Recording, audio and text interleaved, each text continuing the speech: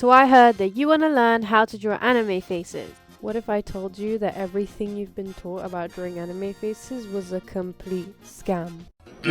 So if you're still struggling and you're still having these problems, don't listen to them, listen to me. A few years ago, I used to run a manga stylized art channel on TikTok, so I've spent quite a few years on this topic. So today I'm going to teach you guys everything that I learned and the real way on how to draw anime faces. First things first, if you haven't realized already, anime is very dramatic. I'll bring her a big Toblerone. I brought you a big Toblerone. You don't deserve this big Toblerone. Not just in the anime itself, but the way they even draw their characters, everything is exaggerated. The proportions are exaggerated, the way the face looks is exaggerated, the ratios on the face are exaggerated. So it's not very similar to how it would be in real life. You're wondering why? It's because anime faces are actually based off of cats. So the proportions are actually supposed to mimic those of a cat, not a human. All you have to know from this is that the proportions of the eyes are going to be the largest one of all the features on the face. The nose will most probably be one of the smallest features on the face, if it even exists on the character.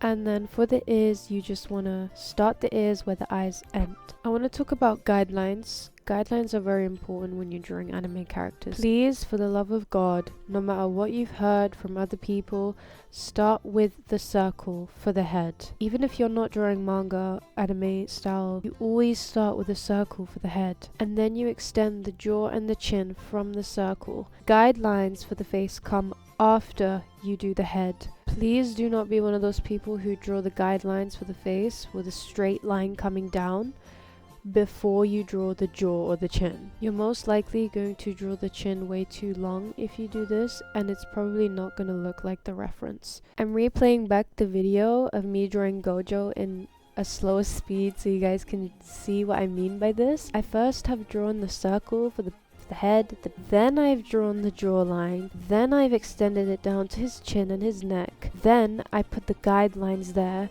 to tell me where the eyes are supposed to be, where the nose is supposed to be, and where the mouth is supposed to be. Those lines are not for anything else. Please do not use these lines to tell you how or where the jaw is supposed to be or end. The eyes will be at the highest point of the face, and just remember that the nose and the mouth will be quite close together, a lot lower down on the face. I think it's also very important to mention, if you do not already know, when you're drawing the eyes always have one eye space between each other. So you draw one eye, draw another eye in between, and then draw the other eye. For things like the hair, I'm not going to touch on too much because I have a whole video about how to draw hair, and it's pretty much the same principles. So when you're first drawing the character, this is your base. This is not the official drawing. You should always start in a different color first. Go over this after you're done, fixing the composition, the proportions in black, in a different layer on top of it. This will be your line art layer.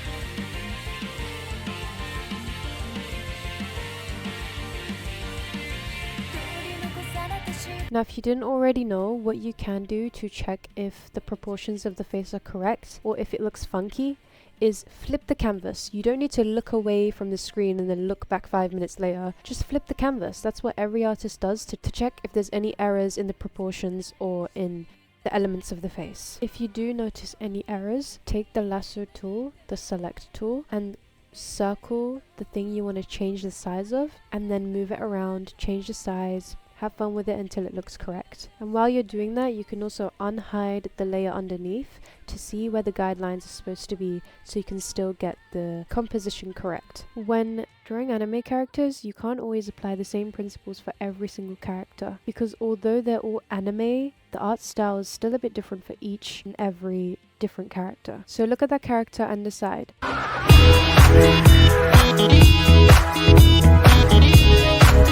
For example, the Dragon Ball art style is different to the One Piece art style. The foreheads are bigger, the hair is bigger, the proportions change from anime to anime. And if you don't have a clue what I'm talking about, just compare Vegeta's hairline to another anime character.